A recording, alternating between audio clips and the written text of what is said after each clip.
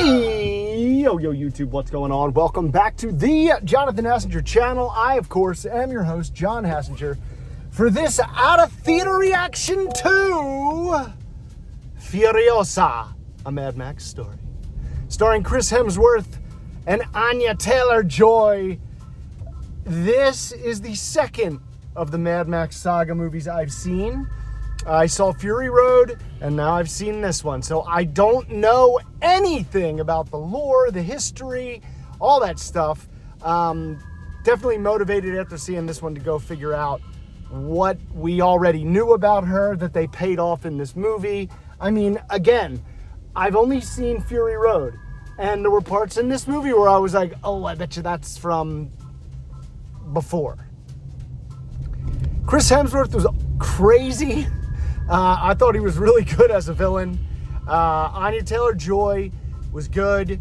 She didn't have a lot of lines, but, I mean, Furiosa is one of the most badass characters in film, and she played her terrifically.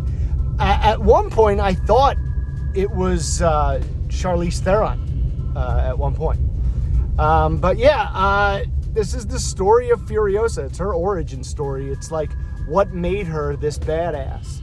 And gonna get into spoilers. So if you haven't seen it yet, pause and set a reminder to come back and finish this after you watch. So early in the movie, Furiosa gets kidnapped. Her mom follows them, is like slowly helping her escape. Then they catch her and they kill her. They kill Furiosa's mom right in front of her, Chris Hemsworth. And then he kind of just like adopts her.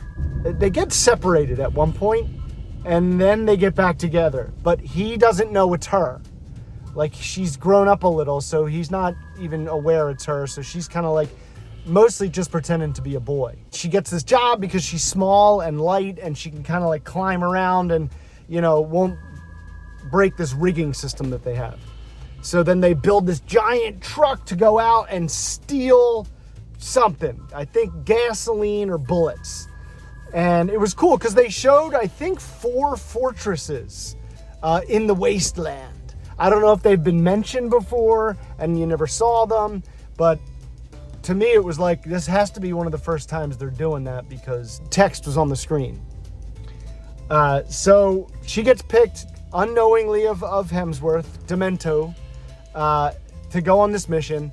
They go, they get attacked. Her and this other guy are the only 2 that survive. Like, go, I'll give you a, you know, I'll take care, I'll distract them.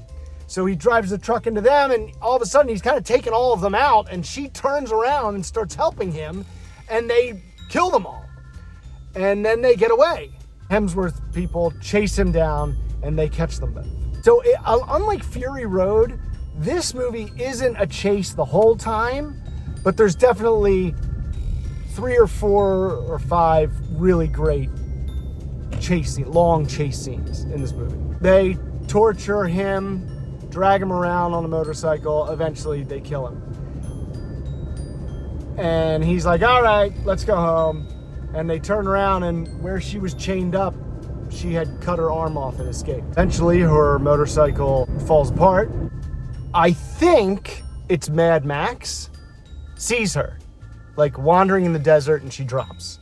And he takes her, brings her to some sanctuary where they kind of like fix her arm. She builds herself a new robotic arm that I kind of forgot she had in Fury Road, but I definitely remembered once she did it. And she's like, all right, I'm gonna go get him. And she chases him down, and I think she takes out all his men, and she's got this like souped up like hearse looking thing. I'm sure it's not a hearse, but I'm not a car person. And she catches him, and she kind of like tortures him, and then they have this philosophical argument that I was like, why is all this happening at the end? Anya Taylor-Joy, I'm telling you, 2 hours in the movie said one word, and it was no. As far as dialogue, I mean, Hemsworth carries the whole thing. I liked his little, like, weird, creepy hype man that he had. And then he had, like, his smart man or wise man, his man of knowledge that would just, like, he would be like, oh, what's this word? And then the guy would give all these different kind of, like, made-up definitions. But, you know, like I said, they have this philosophical question within the last 5 minutes. And, you know, she like smashes him in the face a whole bunch of times with a gun. And he's like, I have a high tolerance for pain. And then he has like a seizure. And you're like, is he dead? And then he kind of like wakes up, or he's like, look, like, we're the living dead. Like, this is it.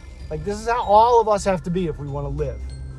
And she's just like not accepting it, you know, she shoots him in the back of the head. But then there's someone telling, like, narrating it, and he's like, some said that, you know, she drug him for miles, or that, she tortured him in different ways. But eventually she frees all these girls and brings them with her. You know, she steals this big rig, because obviously she knows how to drive them. She steals it while sneaking out, like, 7 or 8 girls, who I'm guessing are part of her, like, you know, her posse or something. I loved it. I thought it was a great movie. I can't wait for more. I hope George Miller makes more. It definitely inspired me to go back and see the previous films in this saga. If you've seen it, let me know what you thought. If you're gonna go see it, let me know when. And if you're not interested, tell me why. I definitely recommend this movie. For daily trailer reactions, don't forget to like, don't forget to subscribe. I'll see you next week. I gotta go!